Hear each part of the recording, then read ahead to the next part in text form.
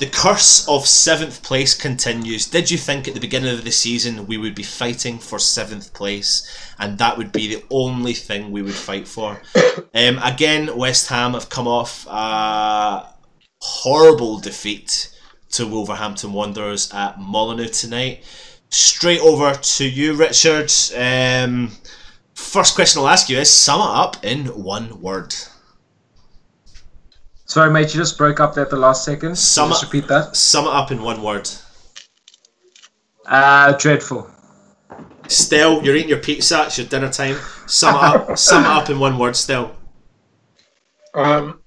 Predictable. Richard, obviously facing Wolves tonight. What did you think going into the game? Let's be honest. What did you honestly think? I expected a lot better, I'll be honest. I thought we'd at least compete a bit more than we did today. I knew that Wolves are a very good side going forward, but at the back, they've conceded a shitload of goals. So I expected us to get on the score sheet at least. But we were just never in the game. Going forward, we were absolutely woeful today. I don't even think we got a shot on target. And that says everything. So a lot of work to do, and I think it's just put our season in perspective a bit. I think everyone thought that we were doing a bit better than we actually really are doing at the moment. So it's a big wake-up call, I think. Still, what is the big wake-up call for Pellegrini? Obviously, we've come off a terrible defeat to Wimbledon. Now we've come off another terrible defeat in Molyneux to Wolves. What is the big wake-up call that we need as fans?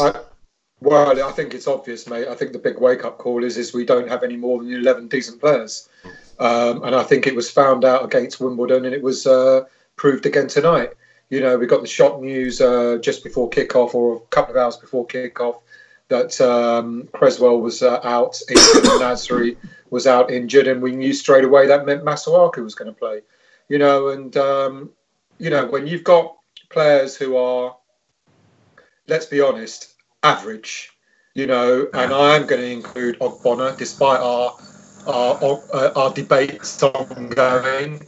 But when you've got the like Ogbonna, when you've got the likes of Masuaku, I'm going to say it, when you've got the likes of Noble, when you've got the likes of Antonio, when you've got the likes of Snodgrass, who are all okay players, but they're not brilliant players. And when you've got half a team there that isn't going to take West Ham to the next level, no matter what anybody says about, you know, Snodgrass having the odd good game here and there, and Antonio showing what he was showing when he first came to us. When you have them playing the way they played tonight and the way they played on Saturday, you're not going to win anything, you know, and even 7th place is looking precarious. So that's the wake-up call, that we don't have a squad. We've only got about 11 players that we can rely on. I just want to reiterate a little bit what Stel said there about Snodgrass and Antonio, because during the game we were kind of all chatting and I was just making the point. I think, Stel, you had made it previous. And I said, listen, they're workhorses and there's no denying that. Antonio was hit form, doesn't hit form, hits form, doesn't hit form. There's no denying that they're workhorses. I just don't think they've got sustainability, long-term future at West Ham. I don't think they take us to that next level. I think they keep us at the current level that we're at. They are workhorses. They do have a great game here, there and everywhere, but it's just not the next level that we're looking for. And like you said, Stel, unfortunately, we have too many players like that. When we suffer from injuries, we don't have the depth in the squad. We absolutely don't have that depth in the squad. And you've seen, Richard, I mean, I'll put this one to you. When you've seen our starting lineup, what was your thoughts? Arnautovic was back, but then we obviously seen a few injuries were in place. Yeah, I mean, obviously the first thing, seeing Masuaku, it always scares me, seeing his name on the sheet. But I was still positive. I mean, we've got Antonio and Arnautovic up front. There's enough mobility there. There's enough pace to get in behind. But we just saw absolutely nothing. There was no creativity. Unfortunately, in the middle, Rice and Noble, you're not going to get any creativity from them two. And then Snoddy was quiet. Anderson had a very, very quiet game as well. So when your big guns aren't performing, you've got no chance, especially when Stahl says, and I agree with him, that there were a lot of average players in our starting 11 today. So if our good players aren't playing well, you've got no chance. How much do we miss a player like Nasri still? I mean, you wouldn't have said that maybe 4 or 5 weeks ago, but you can see that during the game today that Anderson was, you know, he didn't have his greatest game, but he never had his worst game. He was trying things, but there was no one there to support him at all, and he misses that creativity. This is it. I've been saying all season, the player we've missed most this season is Lanzini, because Anderson would play off Lanzini and they would be mustered together. Yeah. You know, and Nasri came in and does what Lanzini can do, And with him being out today, you know, things weren't coming off for Anderson. People think Anderson's a lazy player. He's not necessarily a lazy player. He tries to play smart, if you like, but he needs smart players around him to complement him. And you know, Rich just touched on it. You know, Noble and Rice in the middle of the park don't give him that freedom. No. You know, so you expect someone further up front. So someone like Snodgrass. But Snodgrass, as you say, he's a workhorse, but he's not a great player, mate. And you know, he's not on Anderson's level. You know, so the player that we miss most, we miss Nasri today, but the player we miss most all season is Lanzini. Yeah. You know, and I for one can't wait. The season will be way over by the time he returns, but I can't wait to see how he'd play with Anderson. Yeah. You know, and it's such a shame.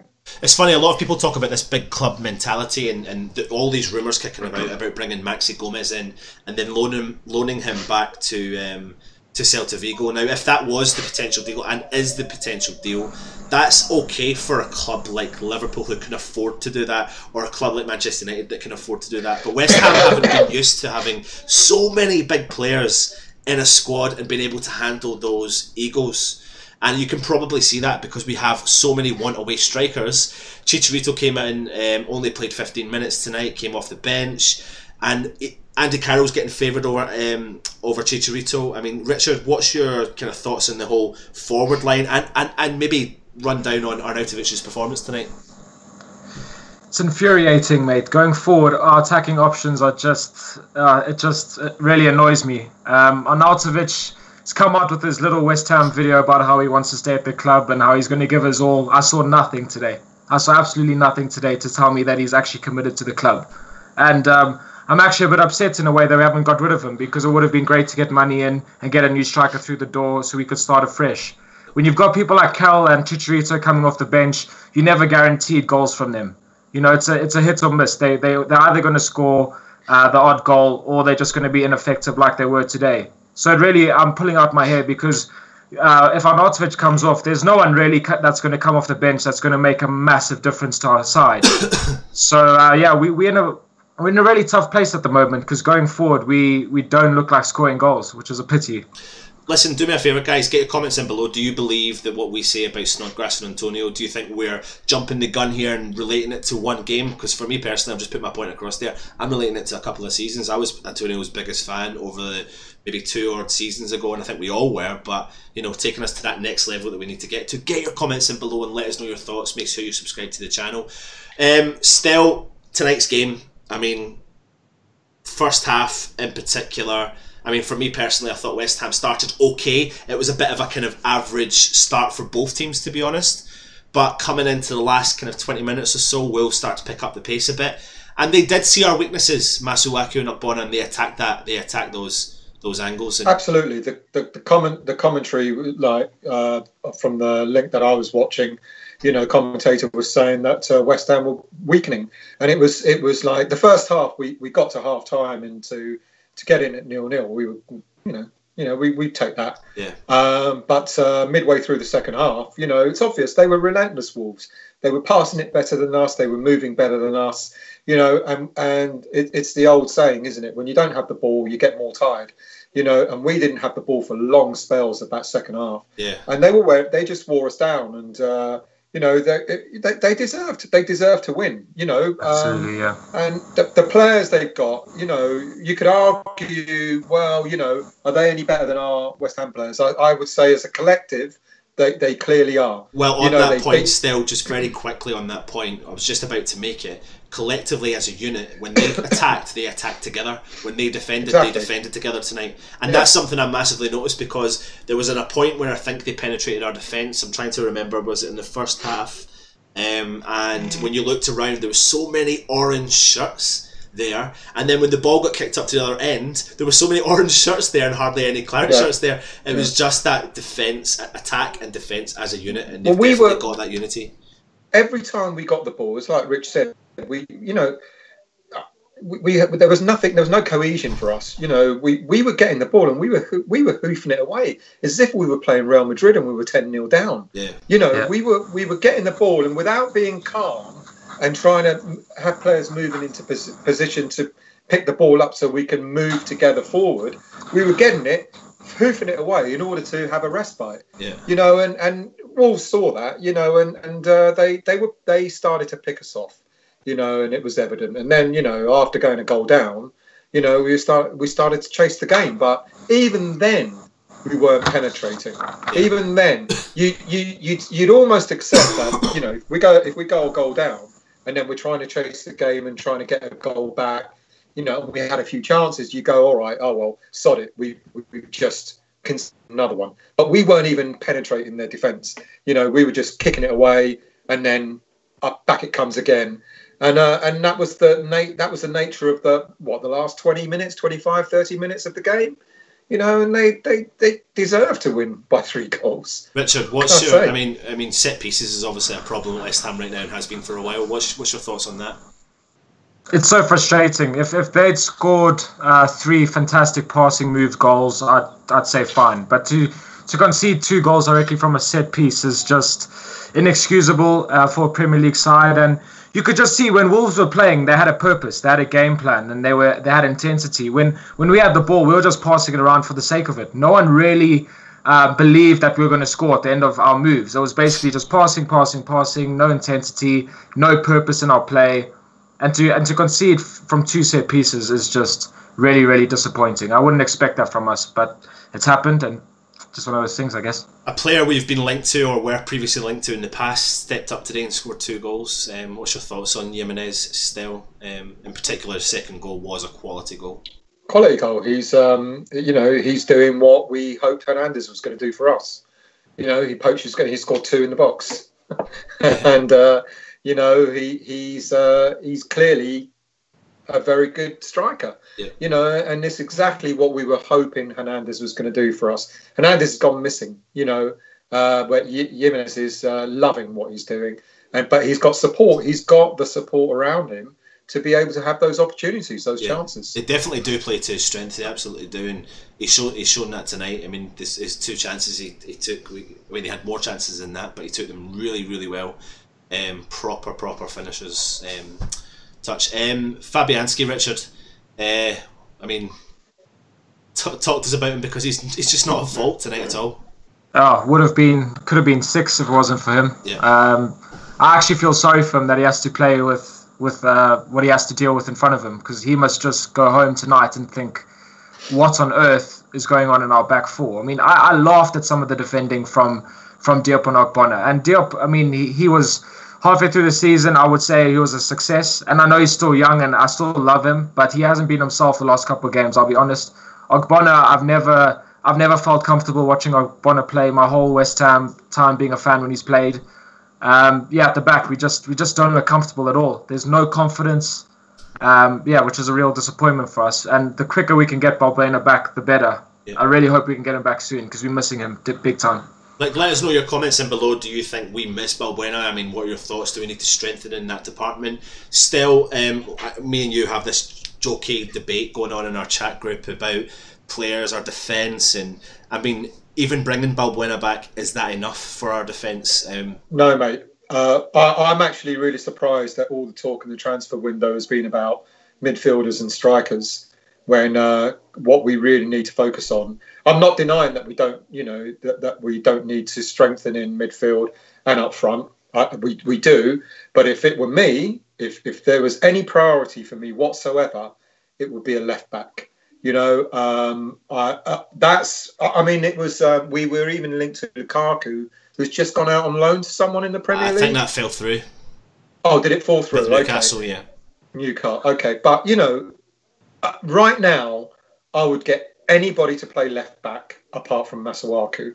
So Balbuena coming back isn't going to resolve the issues we've got at the back. Ogbonna, the pace is too fast for him, which is why he'll end up going back to Italy and he'll be comfortable there. And I have been an Ogbonna fan. I think he's given us good service in the first couple of seasons. The last couple of seasons, he's been hit and miss. You may laugh, but at least he's been selectable rather than Reed, who's still on the fucking operator. Hang on, we were bantering earlier. Is Reed still alive? Does anybody know? Yeah, he's replied to our message. He's fine. We're going to put an SOS to. He's resurrected from the dead. Is he resurrected from the? But seriously, Balbuena's not enough. You know, Zabaleta needs help. He can't play. You know, he looked fucked. I tell you what, still on Zabaleta. I mean, you know, he's had a great start to the season, in my opinion. Even though we didn't play so well at the start, I think he's done well up until this point. But he's been missing for the last 4 or 5 games. He has been really consistent, but I mean, he's playing. He can't play. He can't play that long. Yeah. Fredericks needs to now step up and start. And start taking over. He would be a great help. He actually looked all right against Wimbledon on Saturday when he came on. He added 30 minutes, whatever. Balbuena, yes, we do miss him, but we need a left back, mate. You know, I don't know what the hell's happened to Creswell yet again, but you know, every time Creswell is out injured, everyone you should have seen that I'm sure you did, all the comments on social media. As soon as we found out Creswell was injured, it's like, oh, Masuaku. Someone said, oh, Masuaku, we might as well just give him a goal as a head start.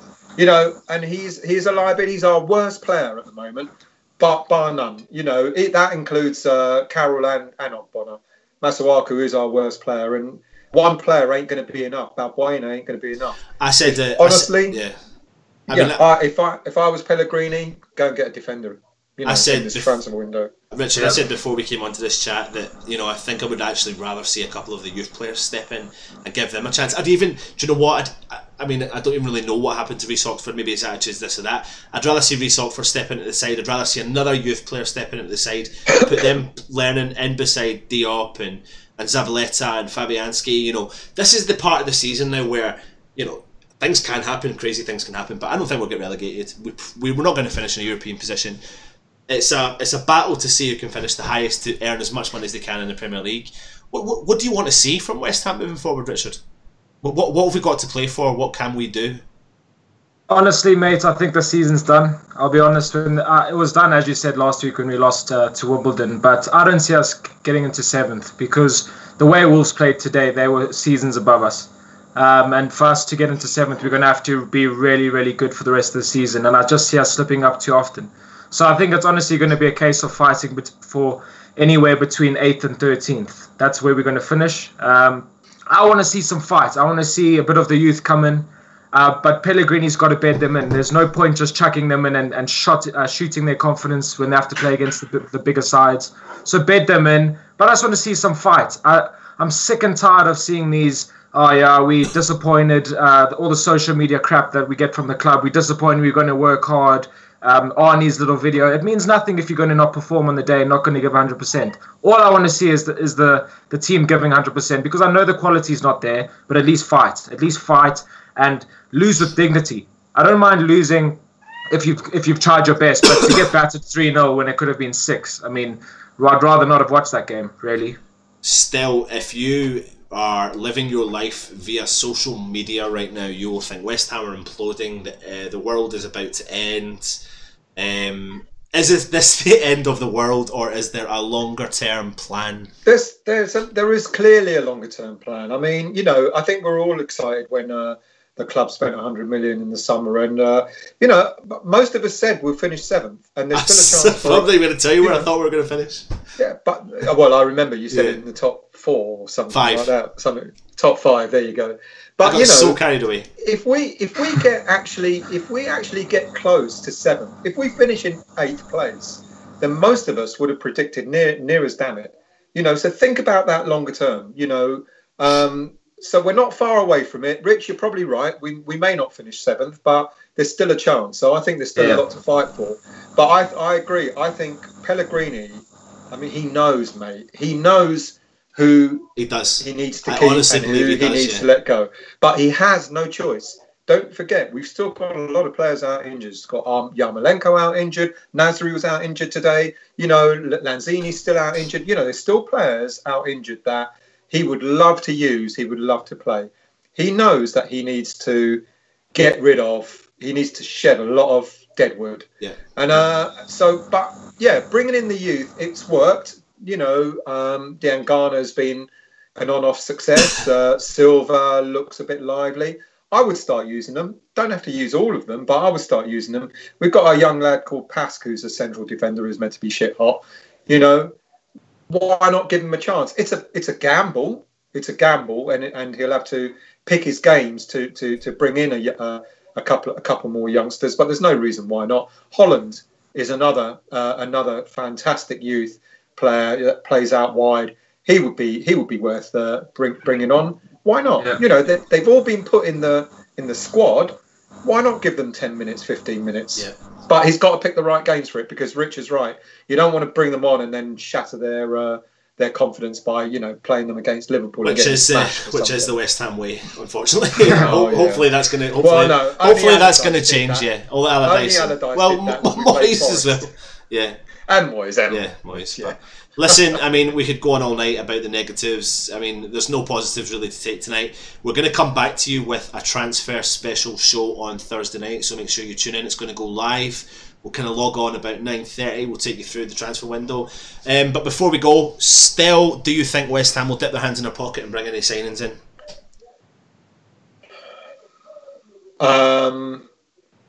Probably not, because we stopped the Obiang transfer. We won't let Hernandez go on a loan. Perez might still go.